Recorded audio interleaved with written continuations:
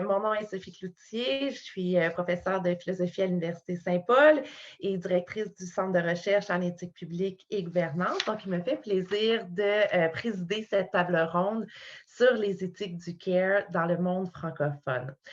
Cette table ronde est offerte en français avec interprétation simultanée en anglais grâce à l'appui financier du Centre interdisciplinaire de recherche sur la citoyenneté et les minorités.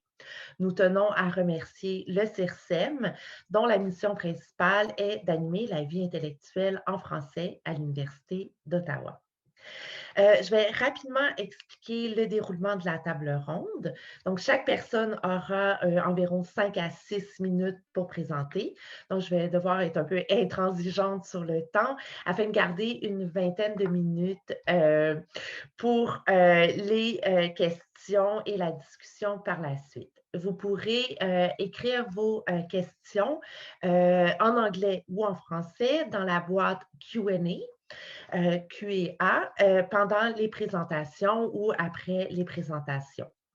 Notre modératrice aujourd'hui, Stéphanie Maillet, sera responsable de sélectionner les questions afin de les soumettre à nos conférenciers et conférencières. Chaque personne qui interviendra mériterait d'être bien présentée, bien introduite, mais je sais que ces personnes sont déjà bien connues. Donc, je vais simplement nommer les panélistes et nous suivrons plus ou moins l'ordre alphabétique pour les tours de parole. Donc, nous aurons les interventions de Fabienne Brugère de l'Université Paris 8 Vincennes-Saint-Denis, Aurélie Dammam de l'Université Paris 8 Vincennes-Saint-Denis, Marie Garot de l'Université Panthéon-Sorbonne, Stéphanie Godet de l'Université d'Ottawa, Monique Lannoy de l'Université Saint-Paul, Alain Lutte de l'Université catholique de Lille et Vanessa Nuroc de l'Université Paris 8 Vincennes-Saint-Denis. Je crois que, donc, je vais donner la parole tout de suite à Aurélie Daman. Donc, la parole est à vous. Merci.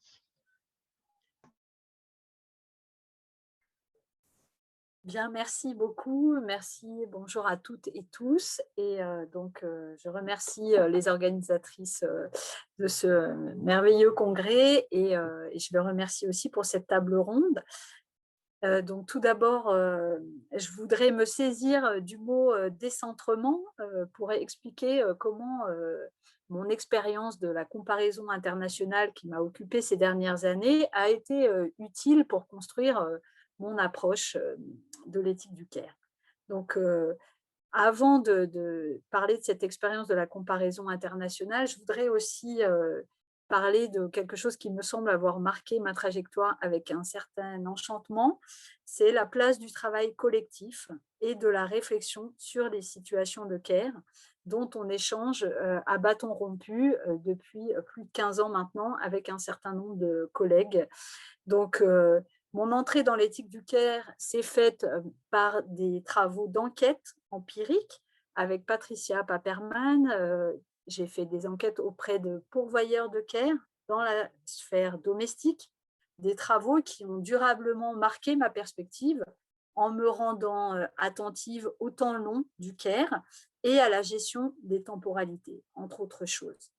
Et c'est en discussion avec Patricia Paperman, mais aussi avec d'autres collègues comme Caroline Ibos, Pascal Molinier, mais aussi avec un certain nombre d'autres collègues ici présentes, que ma perception de l'importance de l'éthique du CARE dans la discipline qui est la mienne, la sociologie, c'est le plus affirmé. En effet, avec toutes ces personnes, nous avons échangé sur nos lectures, nos compréhensions de l'éthique du CARE, mais nous avons aussi échangé sur nos terrains, sur nos interprétations, en croisant nos approches disciplinaires. Par exemple, j'ai utilisé la notion d'ambivalence que j'ai empruntée à ma collègue psychologue Pascal Molinier, qui est une notion qui m'a paru très utile pour saisir les tensions dans l'éthique du CARE. Cette notion m'a permis d'appréhender la présence de sentiments opposés, allant de l'amour à la réprobation, dans les récits des personnes s'occupant d'un proche au long cours. Cette complexité de la vie morale est d'emblée apparue comme inhérente aux pratiques du care telles qu'elles se donnaient à voir dans les entretiens. Cela m'a permis aussi de ne pas idéaliser les comportements des pourvoyeurs de care, mais de prendre au sérieux leurs questionnements et leurs difficultés. Ensuite, pour revenir à cette question de la comparaison internationale, je pense que la comparaison internationale m'a aidée à réfléchir à cette épineuse question qui est de savoir comment on rend compte de l'éthique du care dans des contextes variés, aussi bien au niveau du pays concerné que dans des situations sociales très différentes, pour des situations de plus ou moins grande perte d'autonomie. Hein, pour le dire autrement, comment on tente de démêler cette éthique du care de ce qui peut aussi apparaître parfois comme des formes de dévouement marquées par les normes de genre. Bref, comment appréhender, si on reprend la distinction faite par Gilligan, l'éthique féministe du care et la distinguer de l'éthique féminine du care et de ses appels au sacrifice de soi qui sont adressés en particulier aux femmes. Et c'est toute cette difficulté à démêler éthique du care et pratique du dévouement qui m'est apparue fortement quand j'ai cherché à mettre en perspective des situations d'aidants ou pourvoyeurs de care dans des pays différents, comme j'ai eu la chance de le faire avec notamment ma collègue Kurumi Sugita, quand il nous est arrivé de vouloir comparer la France et le Japon. Et pour reprendre une formulation qui est énoncée dans l'ouvrage collectif Vers une société du care, que nous avons écrit à 8 mains, la question importante n'est pas de savoir si oui ou non le souci des autres est sacrificiel, mais de comprendre dans quelles conditions politiques, psychologiques, il le devient ou pas. Et au Japon, par exemple, la présence de normes de dévouement pouvait s'expliquer par cette forte valorisation du rôle social d'aidant pour les femmes. Les récits des pourvoyeuses étaient marqués par une certaine satisfaction de leur rôle, même quand il leur était difficile de trouver du relais ou qu'elles avaient eu des alertes de santé.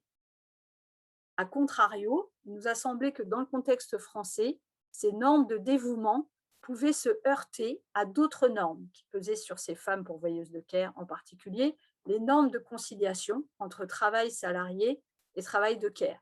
Cela pouvait créer plus de tensions dans les vies quotidiennes, mais cela pouvait aussi créer des espaces de résistance.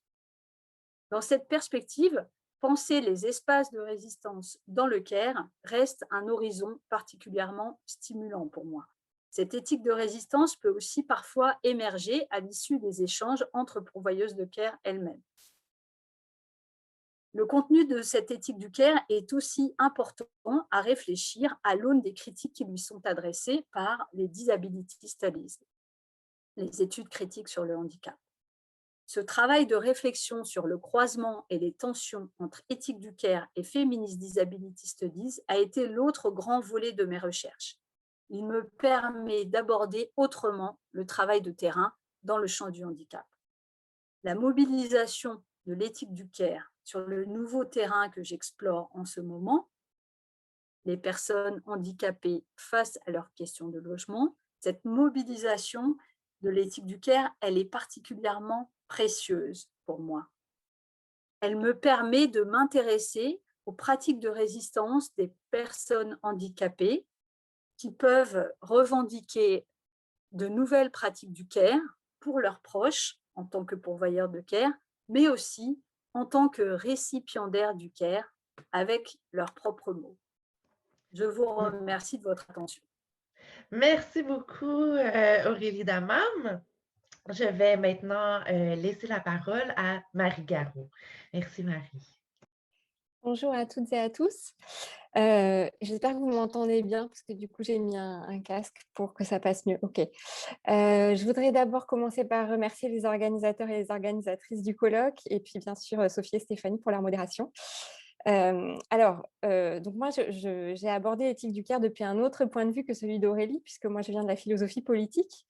Et je voudrais vous parler très rapidement aujourd'hui, non pas de mes recherches passées, mais plutôt d'un projet qui est en train de se former.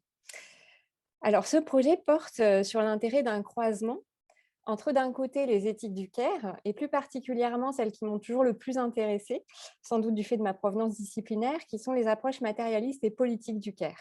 Je pense en particulier aux travaux de Joanne Tronto et de Pascal Molinier en France.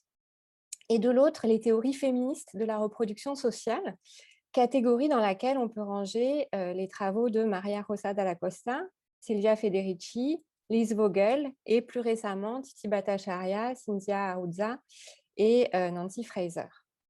Alors, mon hypothèse, l'hypothèse du projet que je suis en train de commencer, c'est que les théories de la reproduction sociale peuvent apporter beaucoup, d'un point de vue analytique et politique, aux éthiques du Caire. Et cette hypothèse se comprend à l'aune d'un contexte social et historique particulier qui se caractérise, selon moi, par la conjonction de 4 faits que je voudrais rappeler brièvement. Alors, le premier, bien sûr, c'est la crise sanitaire et sociale initiée par le coronavirus, qui a mis en lumière à la fois l'importance d'un certain nombre d'activités par le biais desquelles se maintiennent nos sociétés et leurs membres, mais aussi, bien entendu, la pression exercée sur ces activités et sur celles et ceux qui les effectuent, et les problèmes structurels de sous-financement et de dévaluation dont ces activités font l'objet. Le second fait, c'est le démantèlement progressif dans les pays du Nord des services publics mis en place au lendemain de la Seconde Guerre mondiale et par le biais desquels une partie des activités de care nécessaires à la reproduction sociale étaient prises en charge et socialisées.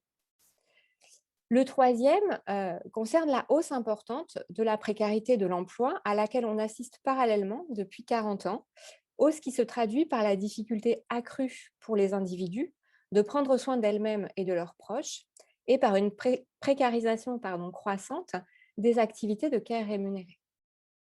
Enfin, dernier point, ces transformations s'accompagnent de la montée en puissance d'un discours de la responsabilité individuelle qui enjoint les individus à prendre soin d'eux-mêmes directement ou en ayant recours à des services de care marchandisés, ce que seule une partie de la population est en capacité financière de faire et qui, par conséquent, crée ce que beaucoup ont appelé une dualisation du care ou un care à 2 vitesses. Donc, cette situation qui est la nôtre aujourd'hui résonne, il me semble, étrangement avec les appels lancés de façon récurrente depuis 30 ans par les théoriciennes du care. Enfin, même depuis 40 ans, en fait. Appel à mettre en visibilité les activités de care, à reconnaître leur importance sociale et leur valeur morale, appel à prendre la mesure de leur complexité, appel à faire de leur organisation et de leur définition des objets de notre responsabilité collective et des questions centrales du débat démocratique. Tout se passe comme si, à mesure que les travaux sur le care s'étaient enrichis, étoffés, diversifiés, à mesure aussi qu'ils avaient gagné en légitimité dans l'espace académique, la situation sociale et politique qui les a vus naître et se développer s'était progressivement détériorée. En tout cas, tout se passe comme si elle avait évolué dans un sens que l'on peut estimer contraire à celui que préconisent pourtant un certain nombre de théoriciennes du care.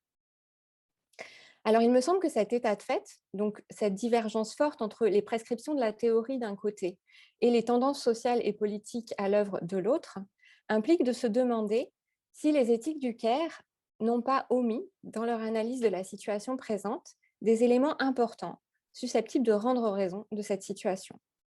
Ou pour le dire de façon peut-être plus prospective et positive, s'il n'est pas temps pour les éthiques du care de s'armer d'outils théoriques différents capables de rendre compte mieux qu'elles ne l'ont fait jusqu'à présent du statut paradoxal des activités de care dans les sociétés occidentales contemporaines.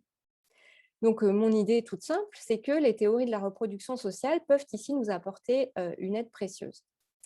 Les théories de la reproduction sociale s'intéressent en effet aux processus sociaux et aux rapports humains qui rendent possible la reproduction sociale, soit l'ensemble des activités qui permettent le maintien de la vie et la production des subjectivités, ou encore la production et la restauration de la force de travail. Alors, comme l'indique cette dénomination, les théories de la reproduction sociale constituent à cet égard un approfondissement et un déplacement de la théorie marxiste.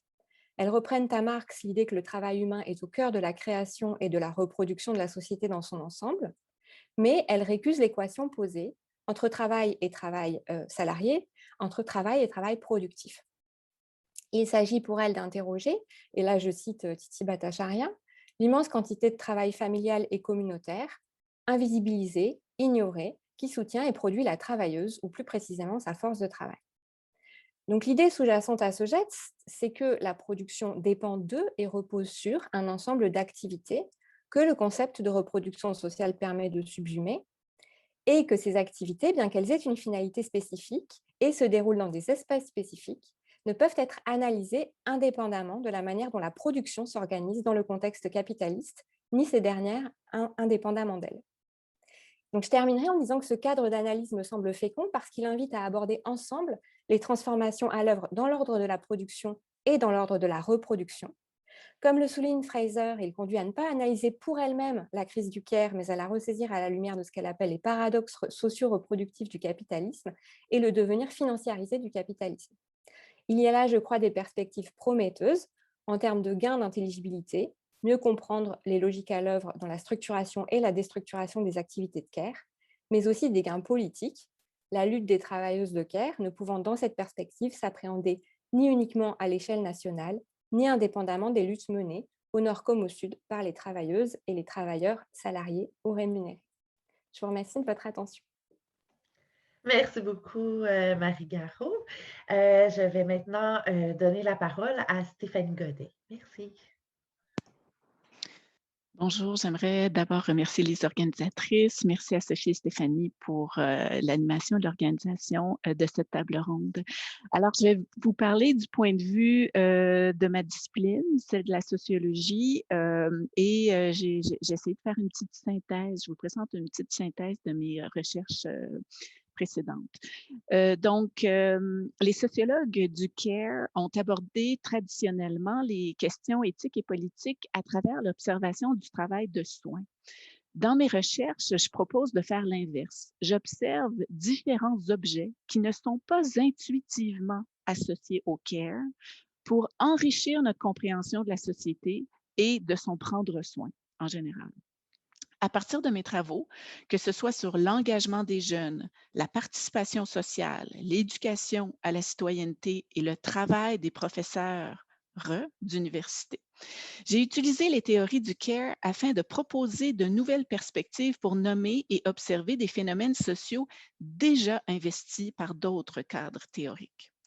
Mon travail consiste à décrire le monde social et à proposer une réflexion normative sur divers possibles sociaux que prennent une meilleure compréhension, divers possibles sociaux que permettent une meilleure compréhension des pratiques et des aptitudes de care. Je présenterai brièvement 2 exemples d'enquêtes où j'ai utilisé le care afin de mieux comprendre les pratiques sociales. Une porte sur la participation sociale à travers les parcours de vie des Canadiens et l'autre porte sur les parcours de vie des femmes engagées comme professeurs d'université. Alors, première enquête, la participation sociale. J'ai donc analysé dans la tradition des féministes matérialistes la participation sociale des Canadiens que j'ai définie comme le don de temps offert gratuitement aux autres, que ce soit à travers des organisations ou que ce soit à travers des réseaux personnels. Cette façon d'opérationnaliser la participation me permettait de sortir d'une dialectique, je dirais, disciplinaire, imposée souvent en sciences politiques et en sociologie politique, où l'on considère la participation aux organisations, participation politique, bénévolat dans les institutions, comme étant une participation majeure pour la démocratie, pour l'articuler à la participation que je nomme informelle, qui essaie de donner du temps aux autres gratuitement dans les réseaux personnels, que ce soit l'entraide, le prendre soin. Donc, le fait d'articuler ces 2 formes de participation sociale et de pouvoir à la fois les quantifier et les qualifier me permettait de voir le politique dans la vie ordinaire. Et je pense que Sandra Laugier nous en parlera dans la conférence vendredi, mais les éthiques du care nous amènent donc à voir dans la vie ordinaire les formes du politique. Ça me permet également de comprendre les échanges et là, je puise à la fois dans les théories du don et les théories du care parce que pour moi, les théories du don sont très proches de celles du care. Elles me permettent de comprendre les échanges en dehors de la sphère marchande, des échanges qui circulent au nom du lien social, mais qui s'ancrent dans des rapports sociaux de genre, de race et d'ethnicité, d'âge ou de classe sociale. Donc, nous sommes toujours dans le care au centre des rapports sociaux et nous devons, je pense, constamment les prendre en considération puisque des rapports de pouvoir s'installent dans dans tous les types de care. Deuxième exemple de recherche, donc un travail sur les professeurs, donc les femmes engagées comme professeurs dans les universités canadiennes. Donc, nous avions 2 universités où nous avons rencontré des femmes et nous leur avons demandé de parler de leur trajectoire de santé et de nous parler de leur pratique professionnelle. Donc, ce qui ressort de cette enquête, ce n'était pas du tout une enquête sur le care. Là. Comme je le dis, moi, je ne travaille pas sur le care, mais à partir d'une grille théorique du care. Et ce qui ressort, c'est que ces professeurs nomment et parlent de leur métier beaucoup en termes de care. Elles vont dire qu'elles prennent soin de leurs étudiants au premier cycle, qu'elles prennent en charge les étudiants des cycles supérieurs à la fois financièrement en s'assurant de financer des laboratoires de recherche, financer leurs études. Elles prennent charge des étudiants vulnérables également. Et elle nous parle de toutes les charges du travail administratif.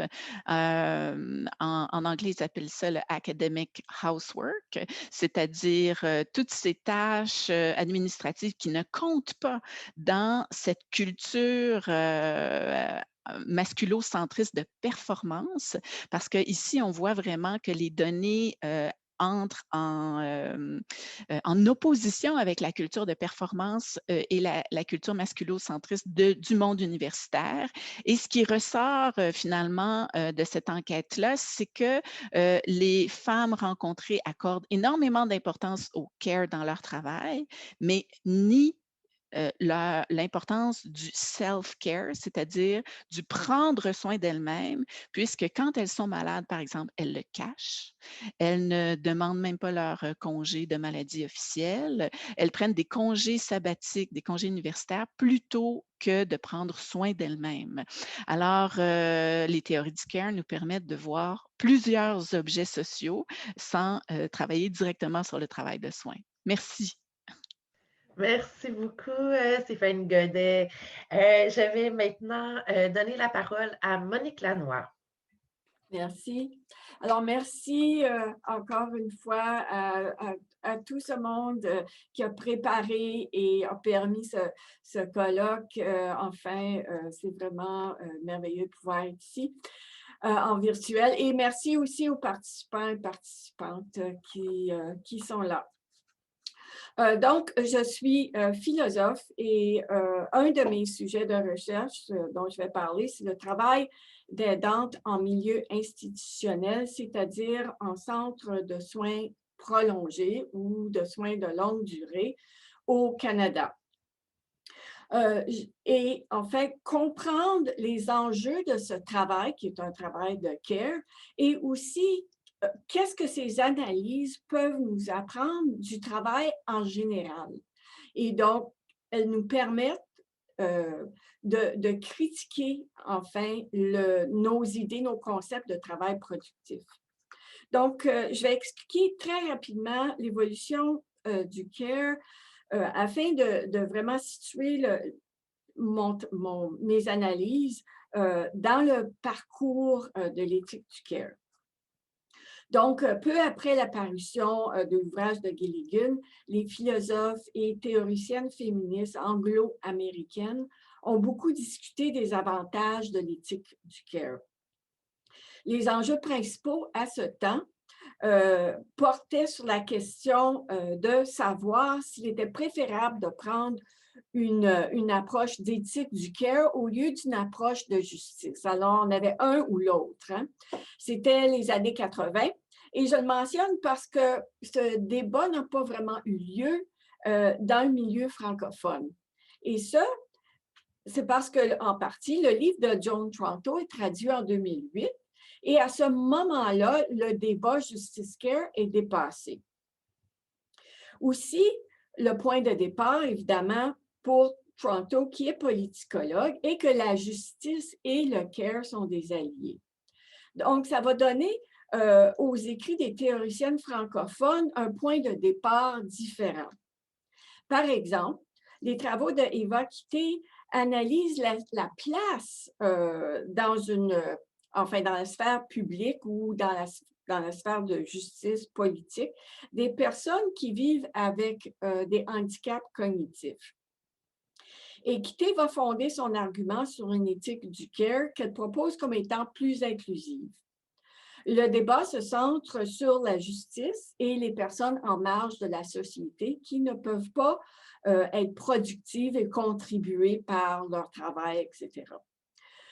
Donc, on peut voir ici que la perspective Justice Care est centrale, mais elle vise les institutions publiques. Les questions qui seront débattues dans le monde francophone, et je ne veux pas donner l'impression qu'on ne parle pas d'institutions ici ou de politique, mais elles vont miser, ce qui est intéressant, sur les pratiques de tous les jours. Et je pense ici aux travaux de Sandra Logie. Et cette pratique permet de penser les pratiques de tous les jours face au travail d'aidante. Et c'est cette dernière question qui m'occupe. Et j'ai les travaux, en fait, de Pascal Molinier sur le travail d'aidante en France, par exemple, et dans les centres de soins prolongés, est important à ce sujet. Et elle s'appuie sur les travaux de Christophe Dejour, qui a fondé la psychodynamique du travail en France. Et donc, ma recherche se situe dans cette foulée d'analyse et d'écrits. Christophe Dejour n'est pas aussi connu qu'il devrait l'être dans le monde anglo-américain, sauf pour un philosophe, Philippe de Ranty, qui est français au fait, et qui est à l'Université Macquarie en Australie, et qui a travaillé beaucoup la question du travail en général par l'optique donnée par Christophe Dejour. Mais on n'a pas analysé avec de Ranty et Dejour qu'est-ce que le travail de care, par exemple. Et donc, les travaux de Dejour sont importants car ils me permettent de comprendre la spécificité du travail de care, c'est-à-dire un travail qui est effectué traditionnellement par des femmes au foyer, mais qui est un travail rémunéré, qu'un travail qui est effectué par des femmes souvent et des femmes racisées aussi, et c'est un travail qu'on sait est dévalué. Alors, c'est un travail qui a une composante, on va dire, physique, corporelle, embodied en anglais, donc donner à manger, et donc un rapport entre les deux personnes qui est quand même par l'entremise du toucher. Et aussi un travail qui a une composante émotionnelle qui, en anglais, emotional labor. Et cette composante ne peut pas être intégrée très facilement dans un travail qui est dit productif. Donc, une des questions, c'est quels sont les enjeux éthiques pour les travailleuses en milieu de soins lorsqu'elles ne peuvent pas effectuer leur travail pleinement ou à leur satisfaction? Qu'est-ce qui arrive? Quel est le rapport aidant-aidé? Est-ce que le travail d'aidant force la travailleuse à percevoir la personne aidée comme une charge inerte, un objet? Et qu'en est-il de ce rapport de l'importance de la relation entre les deux, relationality en anglais? Et enfin, la vulnérabilité de ces travailleuses face aux dilemmes éthiques auxquels elles font face. Et donc, pour conclure, le travail productif donc vise la production d'un objet et le produit final est un rapport de contrôle, de finitude. C'est aussi un travail à la chaîne et la comparaison est souvent celle d'une chaîne de montage, pensée comme la production de pièces d'automobile. D'où l'appellation Taylorism ou Fordism. Cependant, et j'ai déjà écrit sur ça, mais je viens de découvrir un ouvrage très intéressant sur l'esclavage de Caitlin Rosenthal, qui est en anglais, c'est une américaine, Accounting for Slavery, qui démontre que les maîtres esclavagistes avaient déjà élaboré un système de production. Donc, l'esclavagiste compte combien de coton a été cueilli par un tel esclave, le temps, etc. Donc, ils tentent de maximiser le rendement. Et en fait, les capitalistes comme Taylor vont s'inspirer des esclavagistes pour enfin élaborer ce qu'on appelle le scientific management. Alors, ce qui est significatif pour moi ici dans tout ça, c'est que le travail à la chaîne présume que la travailleuse peut se substituer à n'importe quelle autre travailleuse parce que la dimension du travail émotionnel est évacuée. Donc, la travailleuse devient un simple outil de travail et si on veut comprendre le travail d'aidant, il faut se défaire du modèle productif afin de repenser le travail de care et je dirais même le travail en général comme un travail qui a des composantes corporelles et émotionnelles. Alors, merci.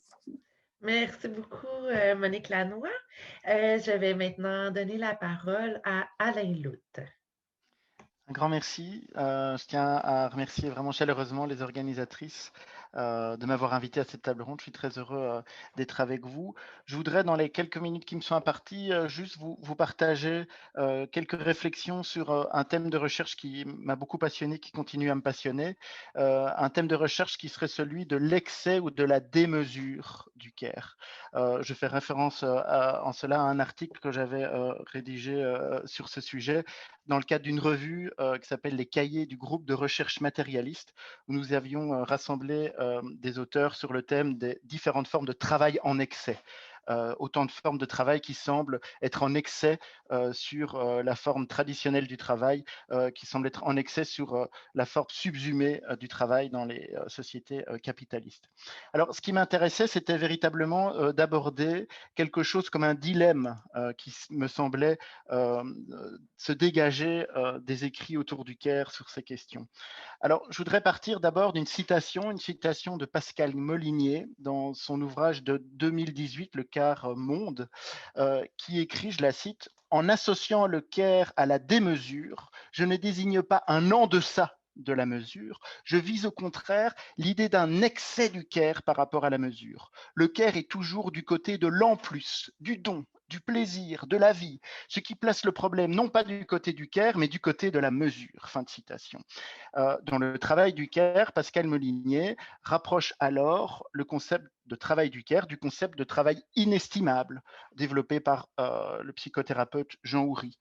Il s'agit donc de tous ces gestes, ces attentions qui représentent dans le travail de soins ce qui a le plus de valeur, mais qui échappe ontologiquement à la mesure par les outils de l'évaluation gestionnaire. Donc l'idée d'un excès et d'une démesure ontologique, je dirais, du care.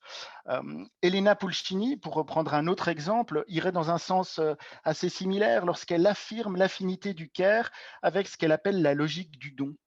Elle fait référence ici aux travaux de Paul Ricoeur et elle relie le care à la logique du don et à ce que Ricoeur appelle la logique excessive, la logique de surabondance. Le don, comme le care, renverrait à une capacité d'excès inhérent à tout acte généreux gratuit. Alors, si dilemme il y a, c'est parce que finalement, cette défense de la démesure du care soulève de très nombreuses questions éthiques et politiques. Est-ce que cette défense d'une démesure du care n'est pas également, ne court pas le risque de reproduire une des conditions de l'exploitation de différentes formes de travail du care. Ici, je prends simplement comme exemple les travaux de la sociologue Caroline Ibos, travaux donc, qui portent sur le travail de care mené par des femmes migrantes qui s'occupent d'enfants de familles françaises. Et ce qui m'avait marqué à la lecture de ces enquêtes, c'est qu'elle a montré comment, en prenant la démesure de l'amour comme un critère d'évaluation du travail, eh ben, les employeurs exercent un pouvoir arbitraire sur les pourvoyeuses de care. Donc là, la démesure du care comme forme d'évaluation du travail de care renforce le pouvoir arbitraire des employeurs. Alors, que faire de ce qui apparaît comme un dilemme? Et par rapport à ça, ma réflexion serait d'en revenir à des débats plus anciens sur la mesure du travail, notamment dans les mouvements féministes. Donc, tous les débats autour de la mesure du travail domestique ou du travail ménager, donc des débats déjà anciens et très riches.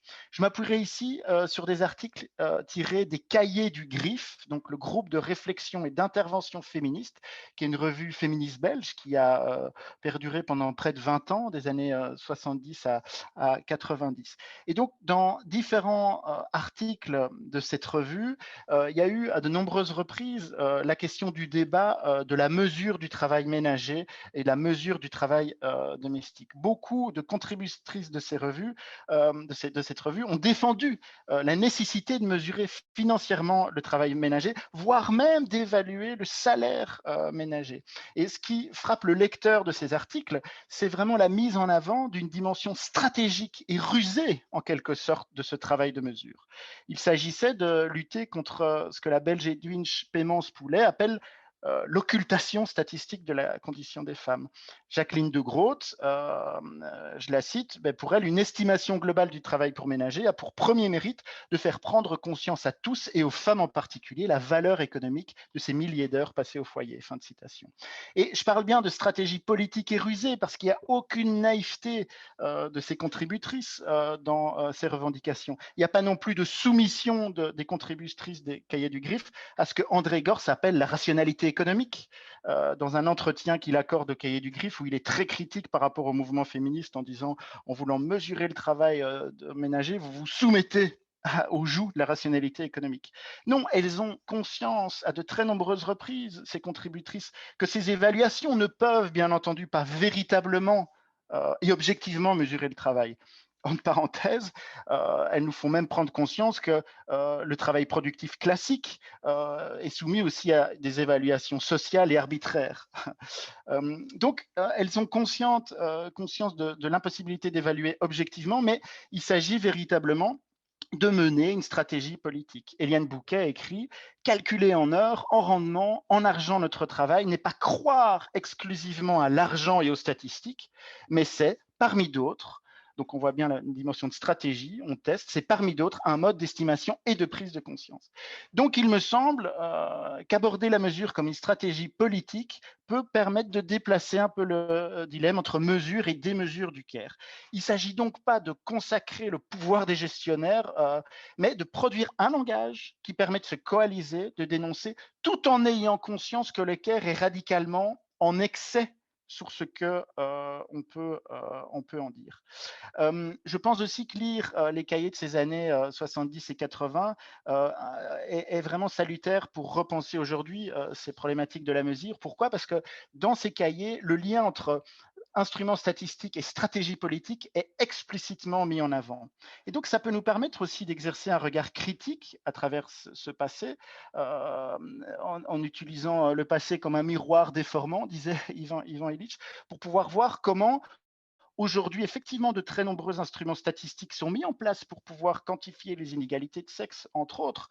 Mais se rappeler que, grâce à ces cahiers des années 70 et 80, se rappeler que la mesure scientifique, elle doit toujours être pensée comme une stratégie politique, c'est éviter de croire aussi que la production de chiffres à elle seule peut lutter contre les inégalités. La mesure, c'est un outil, elle est au service d'une stratégie politique. Donc voilà, une stratégie politique, je termine par là, qui, comme toute stratégie, comme toute ruse, n'est pas sans risque. Adopter cette posture d'une mesure du travail, c'est une stratégie politique et il faudra l'évaluer comme telle aussi. Et ces cahiers du GRIF sont intéressants aussi parce qu'elles gardent trace dans cette revue de débats parfois très très frontaux et durs entre elles, en se disant mais est-ce que c'est une stratégie qui va être gagnante ou pas? Mais je pense que c'est le risque de toute stratégie, c'est un risque qui doit être pris si on veut vouloir dépasser ce dilemme de mesures et de mesures du CARE. Merci beaucoup, Alain Luth. Je laisse maintenant la parole à Vanessa Nuroc. Bonjour à toutes et à tous, est-ce que vous m'entendez bien? D'accord. Alors, je voudrais déjà commencer par remercier vraiment les organisatrices. Je sais que ça a été très difficile de réorganiser ce colloque, donc c'est vraiment pas un remerciement formel. J'espère qu'elles prennent soin d'elles aussi pour faire suivre à ce que disait Stéphanie et que ça n'a pas été trop lourd. Et je voudrais remercier également le CIRSEM et les traductrices et traducteurs invisibles pour la chance qu'il nous est donnée de nous exprimer dans notre langue, ce que je trouve particulièrement important et appréciable, et d'autant plus important et appréciable qu'il me semble qu'il y a vraiment une tradition du CARE francophone qui s'est développée en interaction avec beaucoup de plaisir, beaucoup de collaboration, comme l'ont signalé certains d'entre vous, et je me permettrai de revenir dessus. Alors, avant de parler de mes recherches actuelles, que j'ai déjà un petit peu évoquées hier durant la session sur les technologies, il me semble important de préciser d'où je viens et où je me tiens, et de préciser que où je me tiens n'aurait pas été possible sans le travail collectif qui a été fait, puis sans le lancement qu'il y a eu un petit peu du CARE en France par Sandra Logier, Patricia Paperman, Pascal Molinier et Fabienne Brugère par des voix différentes. Je pense que c'est important de le dire parce qu'elles ne sont pas là à cette table ronde, mais je pense que de notre côté français, cette table ronde ne pourrait pas avoir lieu sans elles, très clairement, parce qu'elles ont fait un travail d'installation du CARE en France, de ce que nous on appelle le CARE en France, qui a été particulièrement important. Donc je voudrais leur rendre hommage avant de parler de mon travail. Et puis ce que je voudrais dire aussi, c'est que mon profil est sans doute particulier au sein du paysage français pour plusieurs raisons. La première, c'est que j'ai reçu une double formation en philosophie et sciences cognitives, et que mon ancrage, non seulement dans la philosophie, mais aussi dans les sciences cognitives,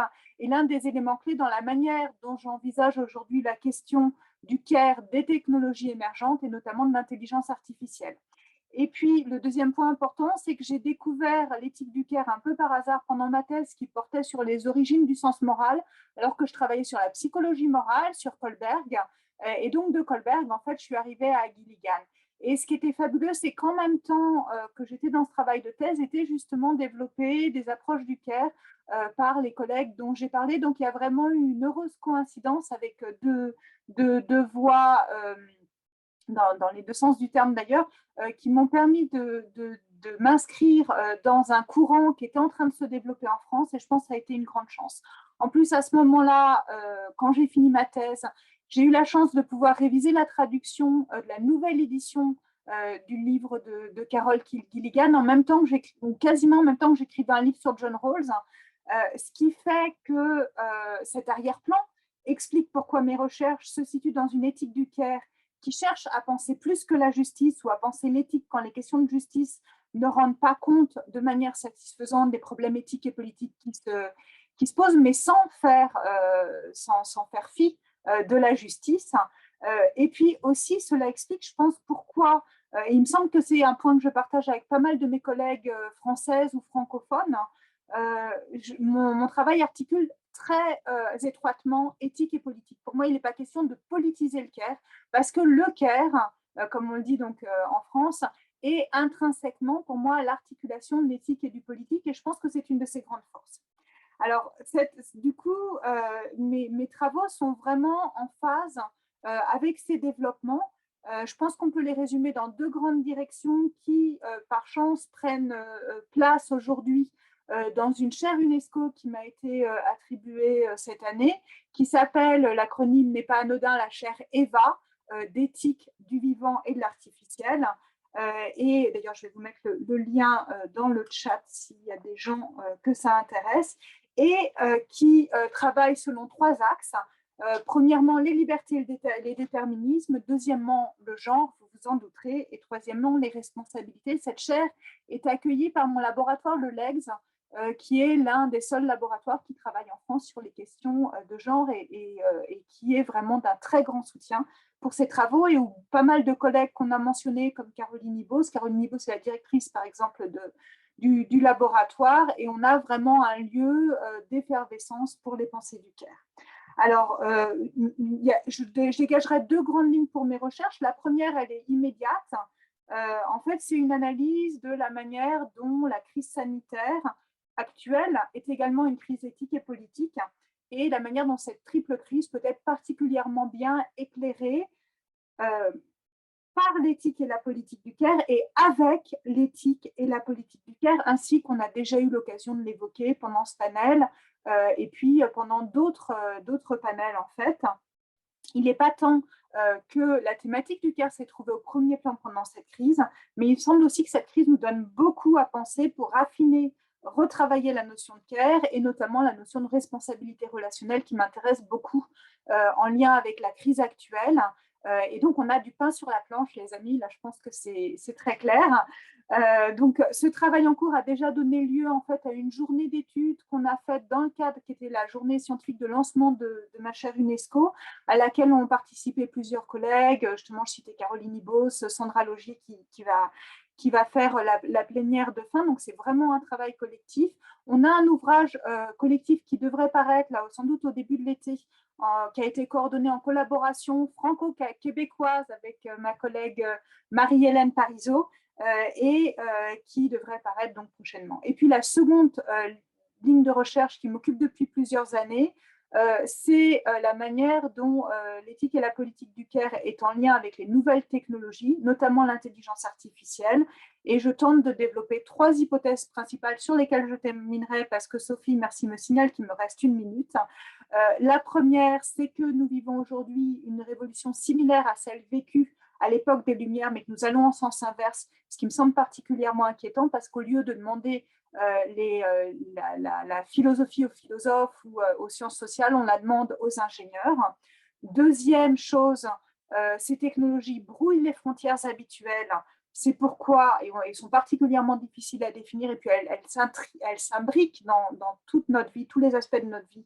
C'est pourquoi il me semble que l'éthique et la politique du Caire sont particulièrement intéressantes pour les analyser. Et troisièmement, il me semble que concernant ces technologies, il faut absolument sortir de la logique du risque pour assumer celle du Caire, notamment parce qu'elles sont imprévisibles, donc la logique du risque ne fonctionne pas bien, mais aussi parce que nous devons nous demander, lorsque nous les développons, ce qui nous intéresse, what do we care about, que voulons-nous inclure dans notre maisonnée, notre oikos en grec, prenons-nous soin des plus vulnérables, prenons-nous en compte la dynamique processuelle du Caire, prenons-nous soin et consolidons-nous les structures sociales et politiques de la démocratie, d'une caring démocratie du Caire. Et c'est dans cette direction que je suis engagée actuellement. Je suis en train de finir de travailler un manuscrit là-dessus. Voilà, et c'est là-dessus que je voudrais continuer dans les mois et peut-être même les années qui viennent. Je vous remercie de votre attention.